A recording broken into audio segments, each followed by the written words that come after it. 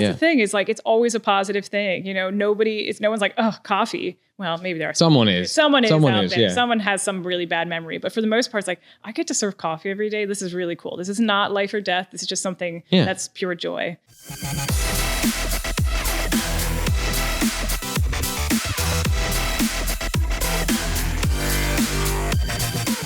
Welcome back to the Lead Lamp Podcast. This week we have Andrea from Elementary Coffee Company. You're over in Harrisburg. Yeah. But I think you're online, so you're everywhere technically. But thanks for coming on the show. I did a little bit of research about your brand, and I'm just excited to learn a little bit about you and Elementary Coffee Company. Thank you so much. It's great to be on the show. So how did this all start? I know you started back in 2014. Yeah, 2014. Right? Yeah, good job. So started in 2014. I don't know if you've had a friend that has fallen in love with coffee before. Myself. Or yourself. Yeah. So it kind of sucks you in if you allow it to. And coffee sucked me in. It sucked me in at a young age. Like I was always obsessed with coffee. But I think the third wave coffee movement that was kind of happening in 2010 to 2014, where craft coffee was really, really focused on, and it was all about the farmers and sourcing and ingredients. That really captured me, and I fell in love with it. I started working after college at St. Thomas Coffee Roasters up in Linglestown and learned how to roast coffee. And that was just a whole thing that I got into, and realized after I started producing a cold brew recipe that this is something I could probably do by myself. And so, decided to take a crack at it.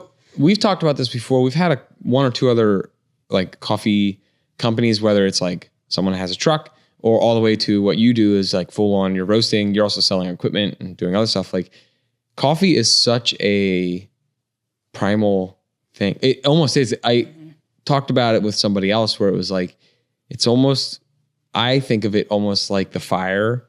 Like in today's world, it can be like back then, like it's like the fire. It can bring people together. You can talk over it. We have meetings in the morning where it's like informal. We just are all getting our coffee and like catching up. But it's like anyone can do it, whether it's an art form, it takes a little bit more skill, all the way down to like, oh, I can make coffee in my house. So like you're giving products and a service obviously as well, where people can pick it up or they can do it on their own, or they can have them do it for you, like an artisan type coffee. So it's such a cool thing. Ways. Yeah, there's so many ways to enjoy coffee. And that's what I always say is like, there's not just one way. Like there's not the best way. It's whatever you enjoy. And you can do it in a cafe setting. Obviously, we spend the money to buy the really expensive espresso machine, so you don't have to do that at home. Right. But you can if you want to. But also then, you can come to us, or you can, find your favorite AeroPress method and take that on the trail with you. And it's something that like my biggest thing right now is coffee shops and third spaces are the most important. In what? In third space, coffee shops and third spaces. So the idea that, you're meeting people outside of your own home is they're now more important now than ever in so many ways, because with social media, we all go home, we just kind of get on our phones. We're not visiting each other on the porches or like going to see our neighbors in the way that I think humans used to. So we're not really connecting with each other. And I think we're getting these preconceived ideas as to how others live, and they're not necessarily correct. Like we are more similar than we are different. And a lot of the things we hold in common. And so I think coffee can kind of bring you back down to that level. And so, when you're buying a cup of coffee next to somebody who you might not otherwise interact with, it's really important, I think, for the future of humanity. Yeah. And I was scoping out your site and some of your info you have out there, but like you seem like you do a good job with your messaging, whether it's at your shop at your Broad Street Market, or just in general, what you're putting out there, kind of like your mission, where it's like, hey, we're just gonna be honest about it. Like we are gonna cut to the chase and just give you good coffee. Like you get involved obviously with what's happening in your community, but you're also like, this is for anyone. It's elementary. It's just like, it's the basic need of humankind in a lot of ways. And you can choose to interact with this higher end, like what we're doing with, partnering with farmers, or you can just come and get a cup of coffee for, $3 now, because we've had to raise our prices at the Broad Street Market or our shop. And that's also cool. And you don't have to interact with any of it. So yeah, I think you're absolutely correct. And I'm so glad you checked out the website, because I really need to update that. So yeah, well, I'm glad if the messaging it was still good there. It was nice. Yeah. I mean, it spelled out exactly like what I needed to know. And And then I was checking out some of your, like, you have your shop. So I was like, oh, what kind of coffee is on there? Now I'm personally like, you might not like this. I'm personally like just drip pot, black coffee. Like I'm very like bare bones, meat and potatoes kind of coffee. I love that. Yeah. But I do, what do I want to say? Like I'm not a snob because I will just drink Folgers. Don't cringe about that. But then I also enjoy, but I can also appreciate like a flavor of like a better, more premium roasted coffee. Right. So like I'm not in between. I'll grab a gas station cup or I'll get a nice cup of coffee. I'll do the same thing. Yeah. At the end of the day, like I like craft coffee and I always pursue, if I'm traveling someplace, like, okay, where are the find a local craft shop. coffee shops. And obviously as a roaster and a business owner, I want to see what they're doing as well. But like if I'm staying in an Airbnb and they have a Keurig, like I'm going to drink the Keurig. Yeah. That's totally fine. It's a little different. There's a different flavor with a Keurig though. We can all admit that. I don't know. There's something about, I don't think they're ever very clean. That's always what I worry about. I'm like, well, even like a craft K-cup compared to like just the fresh ground bag of the same coffee, like there's a different taste. We can all admit that there's so true. Yeah. And there's like the refillable pods you can do. So like, it's not the they same. can come and so when someone has us grind, a bag of our fresh coffee for Keurig, I'm always like, oh no, like I have no idea how this is going to taste in your refillable pod. Yeah, you don't know the quantity or you don't know what they're putting, how much they're putting in the pot. Yeah. It's I know. Uncontrollable. I am happy that I think Keurig has run, well, this is from my opinion, and I hope Keurig doesn't come after me for saying this, but I do think it's kind of run its course. And a lot of people are like, oh, there's way better coffee out there. Like the convenience now has been offset by like the fact that it doesn't actually taste that good. Yeah, I had one and then I just went back to a drip pot. Yeah. Because I was like, drip pots are way better. You can get really good drip pots. Well, and I can make like 12 cups. And you can keep drinking it all day. And it stays hot for hours. Anyway, we don't need to go down that route. What type of drip pot do you have? Is I just like have Mr. Coffee? No, I think it's a Mr. Coffee, but I will say it's a little fancy. Okay. Because it does ice. I can do cold brew or like standard brew in it. Will it like cold brew and everything in the filter? Like it'll just set the coffee with the grounds together for a period of time? Cold brewing? I need to check this out. You put the filter in it, you put the coffee in, but you fill the pot with ice. And it brews slower. Like I do know it drips way slower than like if I run it just regular. Okay. And because it takes like twice as much time. But then the bottom plate also doesn't get hot. So it's putting hot water through to brew it, and then it lands in the coffee pot with the ice in it. Oh wow! I'll have to. I'm gonna look this up. I got a Target. Really it was just this. That's the best. There's so many different ways to brew coffee, and in the summer it's perfect.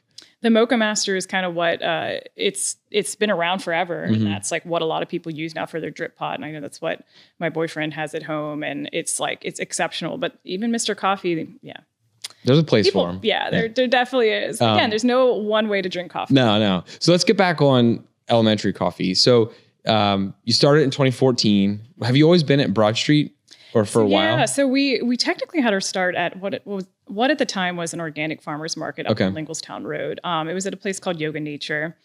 And they had brought together a bunch of small businesses that ended up opening at the Broad Street Market or kind of made their mark in other ways. And it's really cool to see who's still in existence because I think it did incubate a lot of small businesses. And they're no longer, Yoga Nature is kind of morphed into other things and they're no longer around, but it was really impactful, like the mark that they made. So I was up on Linglestown Road. I got my start there just selling, I made cold brew in this French press and I was like, I think it's pretty good. And so I started under St. Thomas Coffee Roaster's name. And then partway through the summer, I was like, I think I want to open up at the Broad Street Market. And I had been living downtown for a couple of years. Broad Street Market obviously was integral to my life. And at the time, the Broad Street Market, if you're familiar with it, has always seemed to kind of stutter along. It doesn't have a very, it's a very strong community and it's very strong in the city of Harrisburg, but it based on politics, it just kind of has iterations where it's doing better and doing worse. And it was in a worse slump, but they had a really cool manager at the time. And I met her and she was like, hey, would love to have you. So I did like a little test run and I didn't know if it was going to work. I remember sitting, writing my business plan and thinking, well, I could just pour my life savings into this little coffee stand and it could not work or it could work. And I think with a lot of grit and determination, it did end up working. But I would have to say like the first it surprised me that people showed up when I opened up, and that was kind of like Instagram was just getting its start. Like social media was a very different world too. But it surprised me when people showed up. But then what surprised me is like, yeah, it continued to grow, and I think we've just been a beautiful fixture of the market now for the past 11 years. We did take a year off because our original stand burned in the fire. Oh, you were part of the. Yeah, I don't want to bring that up, but you're back. Are you in the temporary side now, or no? So we just reopened in May in the stone building. So there's two buildings to the Broad Street Market: the brick and the stone. The brick building burned, and it's being rebuilt slowly. And the stone building we reopened, which is right beside where we had a roasting location at the Broad Street Market, and so it's right beside where we had that. We'd moved the roasting operation. Nice. And so yeah, we're there's such a cool environment though. Like, so I grew up. I don't know how long you've been in the area. Mm-hmm. But I grew up in the West Shore Farmers Market, basically. Okay, yeah. But the old West Shore Farmers Market before it burned down. Fire too. Yeah. I lived through that one. Market and fires, yeah. I don't know what it is about them. I think it's like, so the West Shore Farmers Market, it was an old building. Yeah. And, it had such character. But we had a deli, so it was a different industry, but we had a deli at the old market, and the new market's nice. Anything new, it's always nice, but it's not the same as like the old dimly lit, old markets. Mm-hmm. But there's such a cool community in them, and it's neat to be a part of that. And like I spent from the time could remember till like 12ish when we sold the business, I was in the market. That was your life. It was a cool riding my big wheel down the aisles. Awesome. Like it was fun. But it is a cool place to be. Because it's local. I mean, you're dealing with local. You're just dealing with local people getting their groceries. You're dealing with the regulars that come in every day to get their cup of coffee.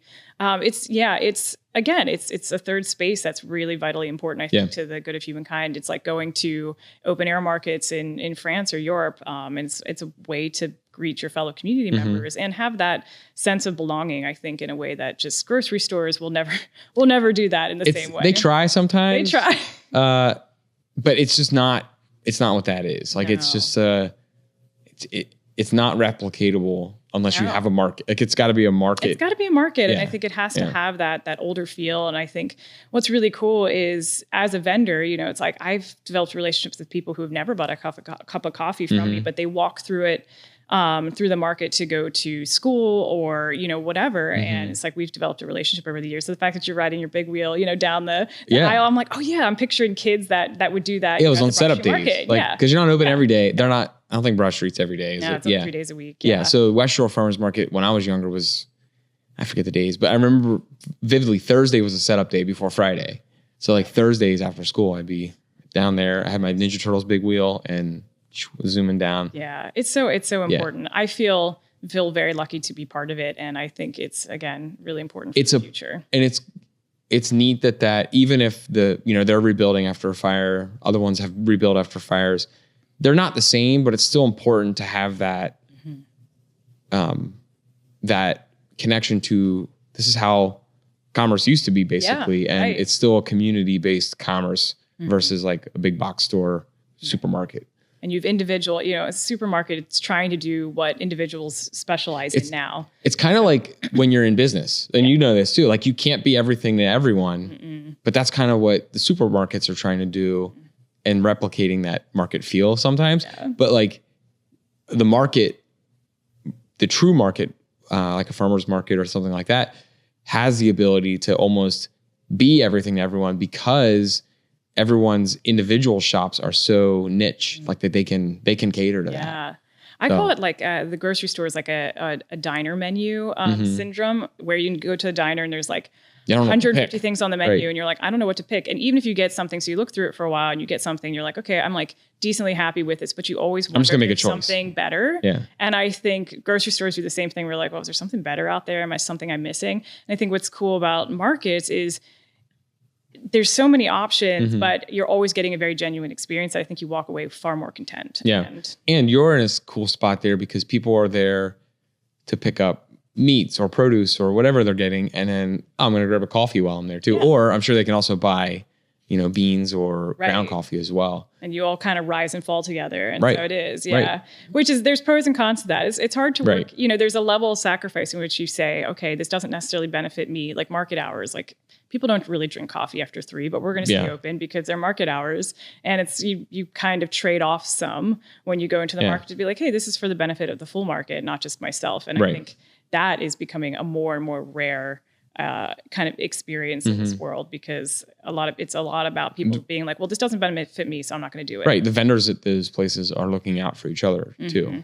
And for the most part. Yeah. So it feels, even as a business owner, and we have a standalone shop as well. And it's, they're 2 very different locations. Now, where's your standalone shop? So our standalone shop, we opened right before COVID in 2019. Perfect timing. I know. I think almost half of our guests they opened something right before COVID. And that's really probably, if they're still existing, they did something right, because I think that killed like a lot of businesses that did that.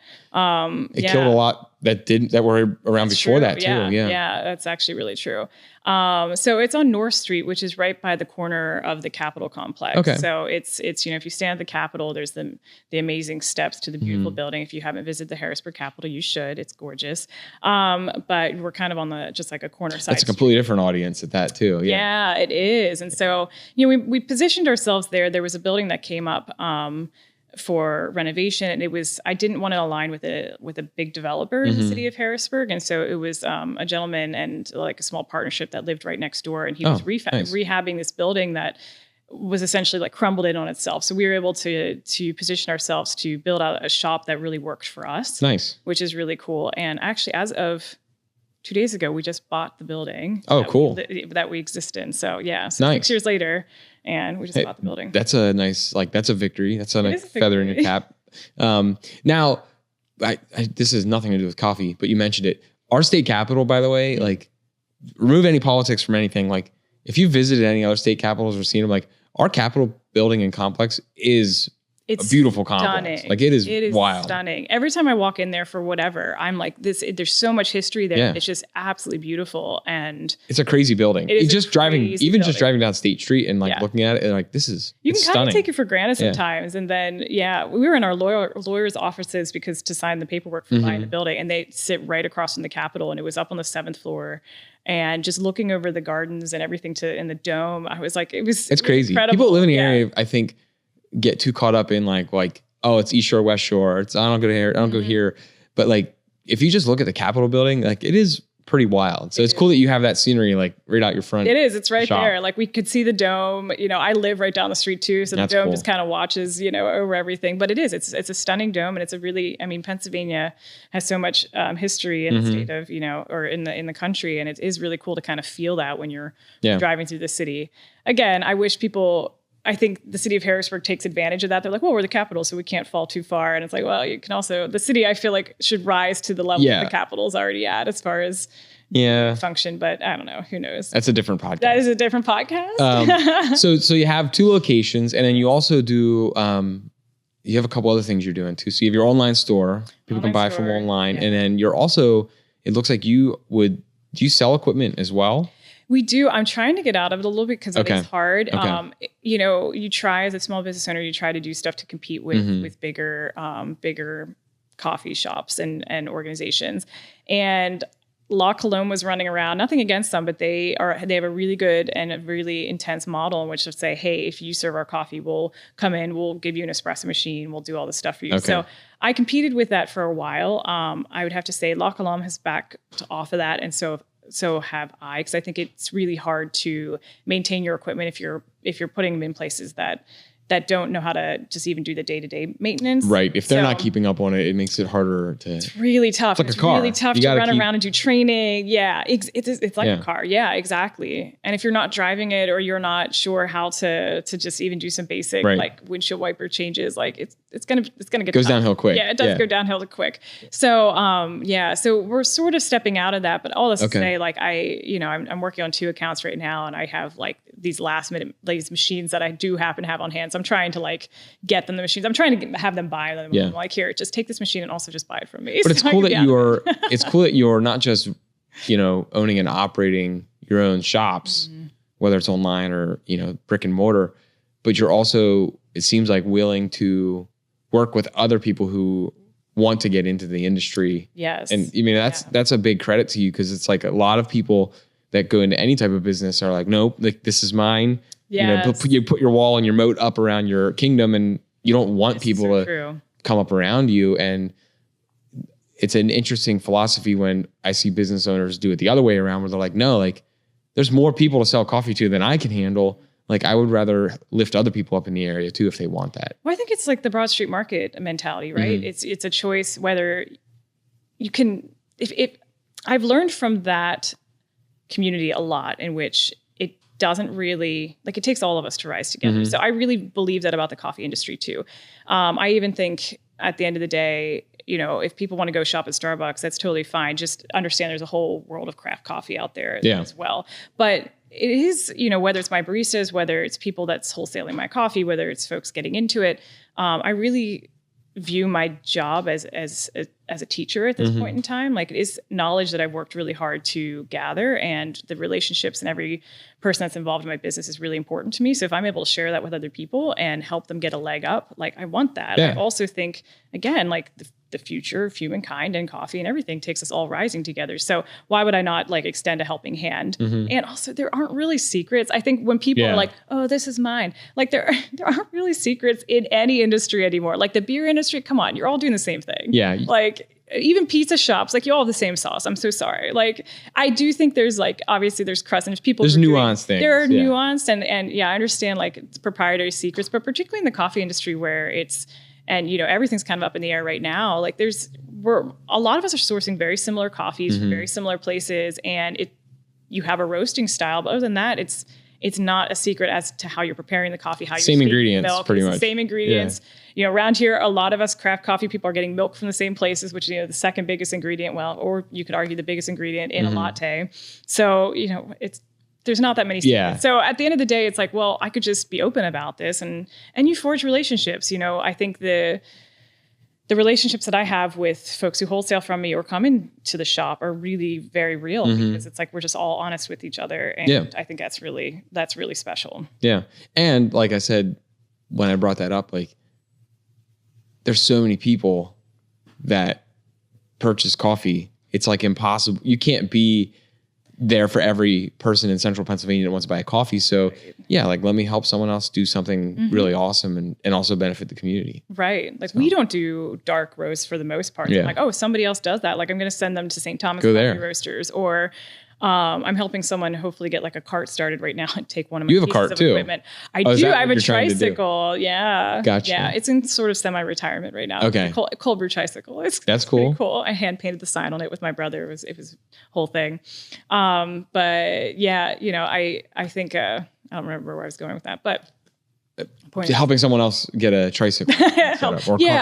So someone's helping or doing a coffee cart right now, which is great because people ask us to do weddings and events, and I'm always like, that's not my wheelhouse, and it's also that takes a different energy that I don't have. Like I'm already doing enough, and I'm spread too thin as it is, and if I can help somebody get a coffee cart started, that then I can be like, hey, I don't do that, but this company does, and they also serve our coffee because I'm roasting.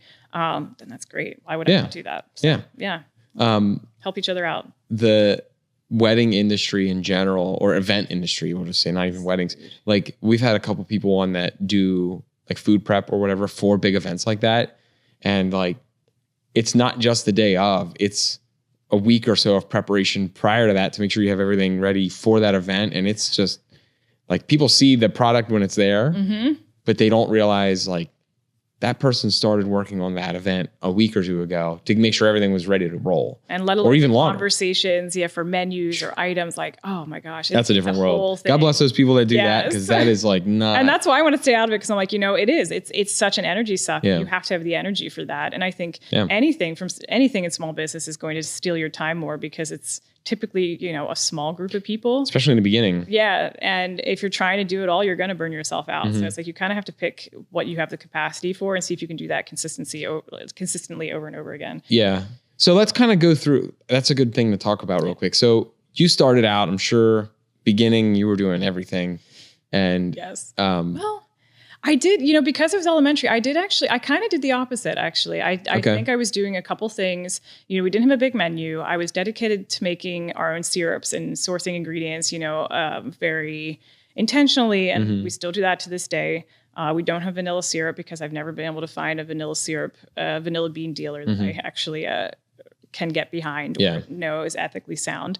And so I started with just espresso, some of the basic classic traditional drinks, cappuccinos, cortados, and then couple house specialty drinks that I made up, and that was it. And on the cold brew recipe. And then from there, I really, we have a way more complex menu now as we've brought other people on board. A lot of the folks in my team like to make syrups and make fancy things. A couple years ago, we sold out and made our own pumpkin spice. So we now have a pumpkin spice latte. You joined the cult, the pumpkin spice cult. You cult. just have to make money, Yeah. It can't all be a passion project. So I think I kind of did the opposite, but the Broad Street Market allowed me to do that because it was only open 3 days a week, and it can kind of be a test ground. And it's not, I poured my life savings into that, but it's not like opening a shop where you have to worry about the overhead of the building cost and everything else. So you have a vendor stand. Yeah, I started with real basic equipment, and then I upgraded over time. So I did things very much. I didn't go all in. You bootstrapped it. I did, which is good, and it worked. I don't know if people can do that anymore, though. I do worry because there's such an appearance, particularly in the coffee industry, that you have to look a particular way and have the flashy equipment. And you kind of were on the bleeding edge of that time period. Who knew? Yeah. And it's just good timing. It was. But, now I feel like and it's not just that with coffee, it's a lot with a lot of boutique industries. Like there's a standard now that people walk in and they expect. And that's hard to do right away when you're bootstrapping it. Right. Unless you get extremely lucky or fortunate, like you pretty much have to go all in right away. True. Yeah. Like podcasts, like even when podcasts came about, people could kind of just have a mic and talk about things. Yeah. And now it's way more high tech and competitive. I had a personal one like on my own and it was like in my basement with my laptop and just a mic. Yeah. And now like I can't run this equipment. Like that's why I have Cody here. But like they'll hand me this camera and I can't. Yeah. It's a different world now. Too many buttons. Yeah, there's too many buttons. But and the editing feature, that's because crazy. People expect, it's because and they do a great job at it, but like the big fish in that sea, like they're going over the top because they've been around forever and that's the standard. So when they find yours, they're like, well, I'm not interested in that because that doesn't look like what I expect. Yep. And that's just probably same with coffee and just any industry. Just any industry. And it is really hard. It comes down to competition and everyone can see what everyone is doing in the world now. And that doesn't help. I mean, there's a cool aspect to that, but there is this other aspect where people didn't know what even the town over was doing, 200 years ago. So you could just be the one and only and everyone knew you and it was great. And now everyone's like, well, there's a place in, Seoul, Korea that's doing this like specialty, whatever. Do you do that here? No. Yeah. It's like local exists, but like local is so influenced now almost the same day as whatever's happening 5,000 miles away. Right. Like pretty immediate. It's crazy. It is. I think we need to recognize that it is a global community more than I think we're talking about. There can still be localized community, but we are all hugely influenced by each other now. Yeah. And I think it's the local community, like commerce is affected by the global community that you talk about, like online or whatever it is. But there's still a large influence of business owners like yourself or like what we do where like people recognize the impact of, okay, their team lives within 30 minutes. Everyone's in the area. They're all within 30 minutes of this. What they're doing is helping families in this area or customers that are like within a 30-mile circle. And that's still very important, I think, to a lot of small business owners. But, it still gets influenced by things that are outside of this region. Yeah. Immediately. And I would say to bring it back to small business, that is something that I'm conscious about is, when I opened elementary, everyone's like, oh, are you going to franchise? Are you going to have all these locations? And I remember making decisions where that's not my community. I know this area and I want to impact this area. And if I leave this area a little bit brighter than maybe the way I found it, that's good enough for me. But there is this pressure to grow and grow and grow as a small business owner or to try to take on the global community in a certain way or to compete with, the law columns and the places that have multiple locations. And I think that's great for a certain business model. But I think, like you said, having these really, really centralized local businesses are really important. And it's still it's like still okay to admit like, no, I just want to be Like keep it simple. Yeah. Even as a business owner, like there's so many, I'm going to make half the people that we know, like listen to this mad, but like there's a lot of people that subscribe to like that rise and grind. Like, oh, you got to hustle and you got to cut this out and you have to be growing. Yeah. And we won't mention the type of podcast that there are people, influencers out there that are basically like, you got to cut this out of your life and you got to do pop, pop, pop to make your business every day grow. Like, yeah, your business needs to grow. It needs to be a healthy business, but there's also like, it's okay to admit like, no, I still want to just be, I want to focus on this and this is where I want to be and I want to keep it simple and I want to do well in my community and stay small and keep it not complicated. Yes. Business is always complicated, but correct. It's still okay to say, no, this is where I want to focus. Like I don't have to grind and miss my kids' stuff and do this. Like I don't think you do. I do think you can balance both things. So I grew up on a dairy farm. So, you know, my dad was always working. Different type of work. That's crazy. Yeah. And you can't really stop that. That is a grind. It's like the cows need to be milked. If you don't wake up and milk the cows, there's going to be serious problems.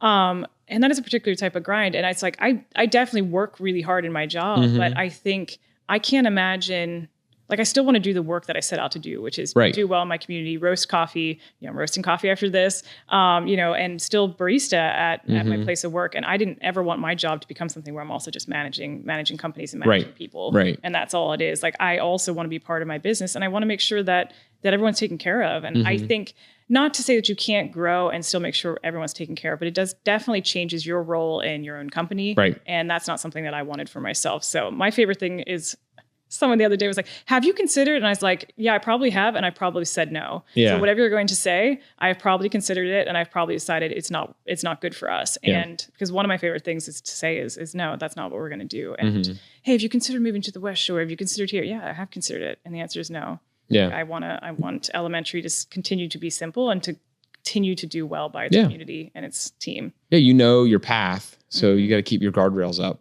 to stay going in that same direction. Otherwise you get too many distractions and then, you know, you don't want to slip and then come off of where your initial goal was when you set out. Obviously things change and you're going to grow and things will change as your business continues to age. But like, that's just part of business in general. But for the most part, it sounds like you're doing good at like looking at new things and evaluating them and saying like, no, this keeps us on our path. That's not where I want to go. That's something else. Yeah, I've definitely made mistakes. I've definitely kind of derailed and I'm like, no, that's not actually correct. And then come back on track. But I think it's very much at this point in time, I've realized who we are and what I want to do. And I think it's taken years and it's a learning curve. You're going to trip. As well, everything else. Right, exactly. And it's something I'm always constantly reevaluating, but I definitely don't, elementary is never going to be something you see like across the US. It's never going to be something that, I've even said, if I don't want to do it anymore, I think, there could be an iteration where I sell it to my team or something, but otherwise if nobody wants it, like I'm just shutting it down. I don't want someone to take it and distort change the name. Or like try to create something that's not elementary. It really is a homegrown business and it needs to stay that way. And I think that, like you said, it's fine. There's a lot of people that are hustling and that's great for them. But I think it's really important to also have these. It's got to align with what you want to do too. Yeah, exactly. Yeah. So speaking of what you want to do, like we'll break it down to something that's elementary. That's a good pun. Anyways, I squeezed that in there. Yeah. No, like what from the beginning to what you do today is still that when you do it, you're like, I love if it's roasting or I love doing this. Like what is still that thing when you are involved in your business day to day where you're like, I can't wait to still do that. Yeah. I mean, again, it's so simple, but it is roasting. I love roasting coffee. I think it's great. It's just such a blend of creativity, but also science and repetitive motion. It's absolutely lovely to have all your senses unlocked when you roast. It's definitely stuff that you hear, you smell, you interact with, you touch, obviously. And it's so cool. But I also just really love making a really good latte or cortado and serving it across the counter to somebody that I, have known from the community. I love baristing and I love seeing, people come out for the coffee and also just makes their day a little bit brighter. And there's just a smile that you can share and you just know that is meaningful. So I absolutely love that. And that's never changed. And I don't think that ever will. Okay. That's awesome. So last thing, you're going from here and you're going to go roast. So explain, like, I don't know anything about roasting, Excellent. but just, I think I've watched, you're going to laugh at this, but my only knowledge of roasting is I believe I watched, it might be Dirty Jobs, where Mike Do they Grove, have one?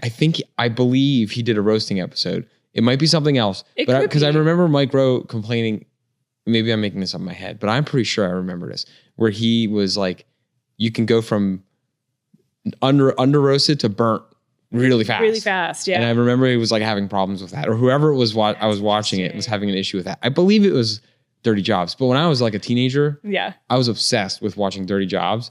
And I remember that being my only knowledge of roasting was like it can go burnt really quick. I'm going to have to go back and see if I can find this, because I would really love to know what he was roasting on and where he was at, because I'm sure industrial roasters, they're really intense, and I'm sure he has to be on something bigger than what I roast on. But I roast on like a little, it's called an IR12. It's not that little. It's a big piece of equipment. It's an expensive piece of equipment. It's Dietrich. It's all American made.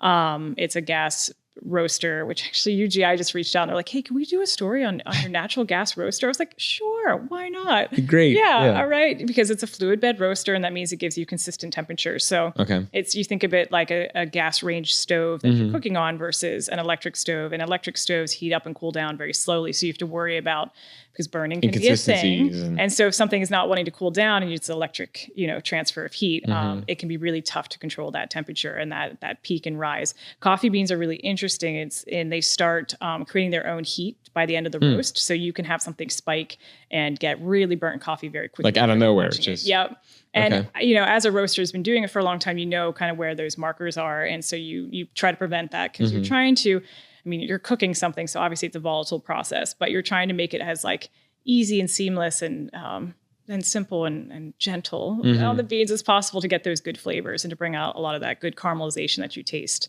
But most of what you taste in coffee is most of what people attribute to the taste of coffee is that good caramelization of the sugars. That is the roast. Got it. Obviously, it's hugely impacted by where the coffee's grown and all the things that are already in the bean. But, green coffee, or green beans as we call them, does not taste anything like roasted coffee. It tastes like a vegetal, like it tastes like chewing on a leaf or something, or like a green bean. It's not tasty. So a lot of what you attribute to coffee is that delicious roast flavor and that caramelization. That's what the roasting process is. So if you ever want to go off site, we can. No, I think that'd be fun. Like, I would like to see that, just because I love coffee. Like, we talked about coffee in the beginning. Like, I just love even just this. Who doesn't love the smell of it? Like, I don't know people that even like, there's people, I'm sure someone doesn't. But like first thing I remember about coffee was like my dad making coffee, and I'm like, I wasn't allowed to drink it at the time. I was young. But I was like, man, it smells so good. Like, it just smells good. I'm sure someone hates the smell of coffee out there, but like, for the most part, I would love to come in and see how that works. But that's. So when did you drink your first cup of coffee? Oh, boy. Did you like it when you did that? So my first coffee, and this is probably why. This is another project I have going, which is collecting people's first coffee. All right, well, I'll chip into it. So my first time I had coffee, this is probably why I drink it the way I drink it, is I was working at a local like HVAC plumbing construction company, and they have your break room, like break room, like the drip pot that has the warmer on top and the almost like a diner. And those guys just loaded it, like the filters almost spilling over because it's so filled with beans. Grounds, like thick. They made it as dark as possible. Cut it with a knife coffee. Oh my gosh, so it was winter. I had to stay warm. I wanted to stay warm. We're out, either in a warehouse or in the field, and I'm like, all these guys are drinking coffee. I'm just going to start drinking coffee. And that's where I started drinking coffee. And you never went back. And I just drank it that way in necessity of like, I want to stay warm. It's going to keep my hands warm. It keeps my body warm. And I just learned to drink it that way. And ever since, I don't add anything, because I'm like, well, I'm used to it.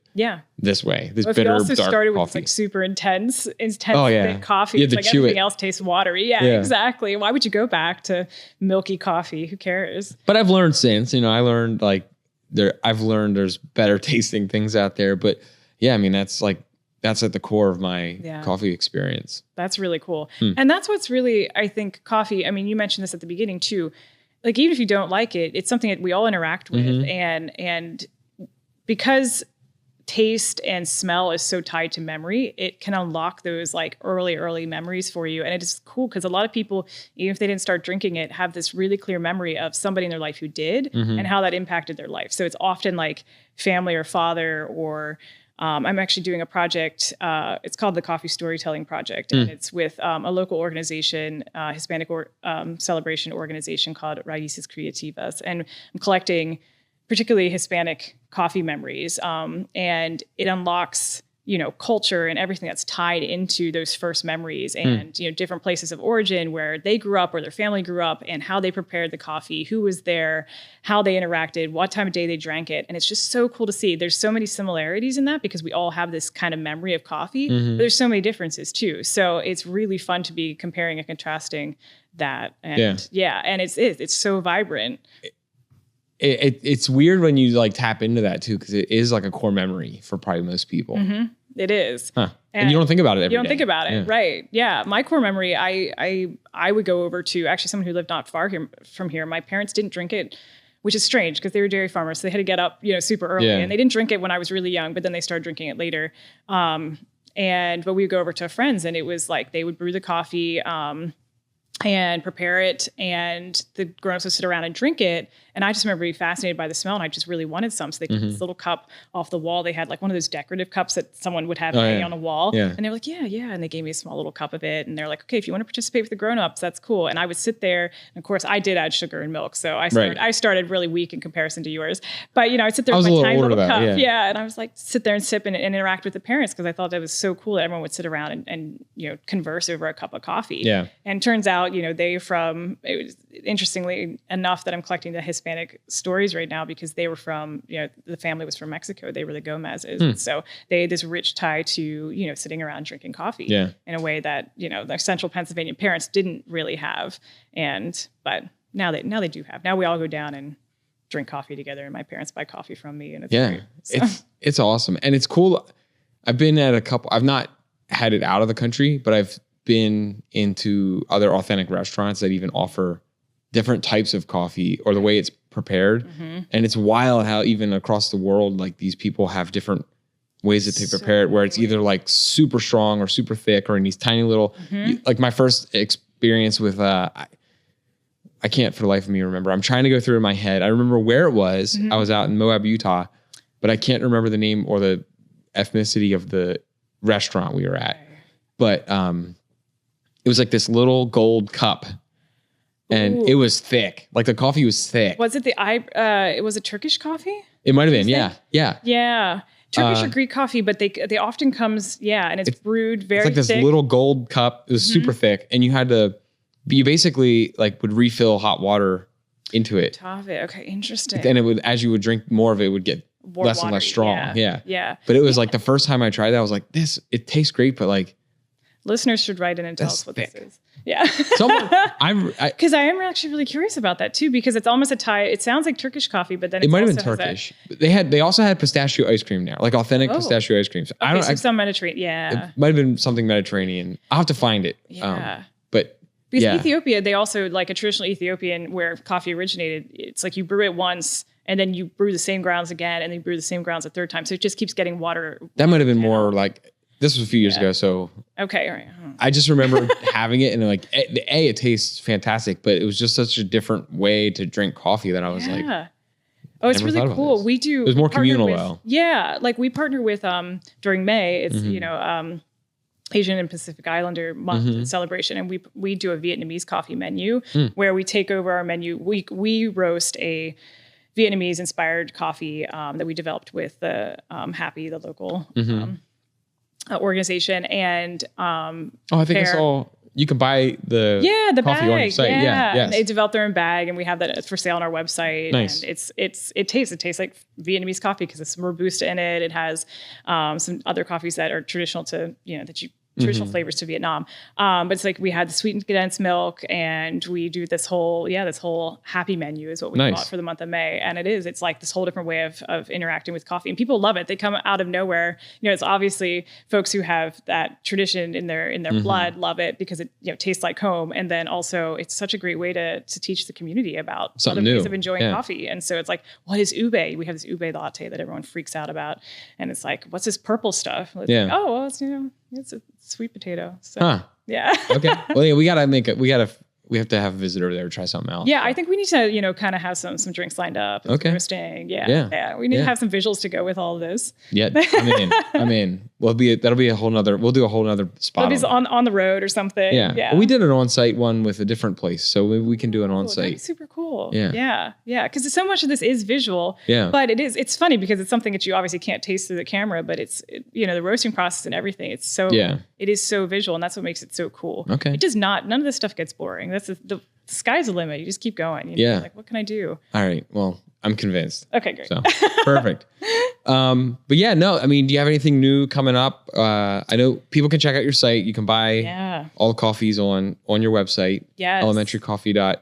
.co because someone has .com and they've had it for 12 years, and I wrote to them and I was like, could you get me .com? And they're not doing anything with it. They're not doing anything with it. It just sits there. There is another Elementary Coffee, but it is in Australia. So just don't confuse us with the Australian. Different one. Yeah, very far away. But their website's upside down. Yeah, no, exactly. That's a terrible they have the same roaster though. What's crazy, that's they also cool. roast on a Dietrich, which is all American made. I'm like, how did they transport that to Australia? That's really cool. But what are the chances? Yeah. But yes, so elementarycoffee.co. So yeah, elementary coffee company, but .co. And you're on social media? We're on social media. You can follow us. We're mainly active on Instagram, and then we tie in Facebook. Don't try to communicate with us in Facebook. We'll never see it, but we're there. It's just, we'll never see it. And obviously I'm highly responsive with email and everything else. Okay. But as far as things coming up, I'm excited because my brother, who's a designer and helped us do a lot of the original design for Elementary, is helping me redo the packaging right now. Nice. So we finally bought like a label printer and stuff that makes, I guess, broadcasting is uplifting like the farmers and where we source the coffee is really important to me. And so being able to include a lot more of that information on the It's going to be on the packaging. Really cool. It's going to be on the packaging a little bit better than how I had it when I had to sort of buy a bunch of labels at once. And so now we are able to change everything, and there's a whole new design coming along, which will be great because I'm trying to get into like higher end specialty coffee. So we're already in specialty coffee, but there's, really, really incredible flavors if you're willing to spend a little bit more that you can taste in coffee. So I don't know if you've ever heard of some of the most expensive coffee in the world, which is Panamanian Gesha coffee is what it is. It's a variety of coffee that you can get that's really, really tea-like and delicious. And it constantly keeps winning kind of the most expensive coffee of the world. So there was, I have a direct tie to Paisa Coffee is a company that I work with who I've been to their farm down in Colombia, and they did a Gesha, so the same variety just in Colombia, and it's a delicious, delicious coffee. It's really expensive. So I'm like redoing packaging essentially so I can market this coffee properly. Nice. So that's coming. So that was a really long-winded thing to say. We're going to have some really, really fun new coffees coming out. Yeah. But the coffee that we have now is also really amazing. So just come try it. Okay. Yeah. Definitely. Well, I want to try the purple coffee too. The purple coffee. I'll make it just for you because we typically only do it for May and June, but I'll like whip up a whole batch. Okay. Well, maybe we'll bring it to you. That'll be a fun day. Yes. But no, I appreciate you coming on and just sharing your story. And anytime I get to talk about coffee, I'm in. So it's a good day. That's the thing is like, it's always a positive thing. No one's like, oh, coffee. Well, maybe there are. Someone is out there. Yeah. Someone has some really bad memory. But for the most part, it's like, I get to serve coffee every day. This is really cool. This is not life or death. This is just something that's pure joy. Yeah. And even still, an expensive cup of coffee, you don't have to, you would love it if someone came every day, but it can be something where they come once a week or they're just treating themselves. Yeah. And it's not a $3 cup or $5, whatever. Like it's a treat where someone can go just have an artisan cup of coffee and just enjoy it for themselves, almost as like this is a treat for me. It's a treat, right? It's not gonna break the bank. I'm gonna be fine. Right. But like I love the people that come every day, but I love the people who are just like, hey, I'm here like once a month. Like I'm so happy to get my cup of coffee while I'm in town. Like that's awesome. Yeah, that's really great. And there's no right time. There's no one way to drink coffee. It's just it's when you want it. That's the best part about it. Yes. Well, thanks again for coming on. Thank you. This was such a pleasure.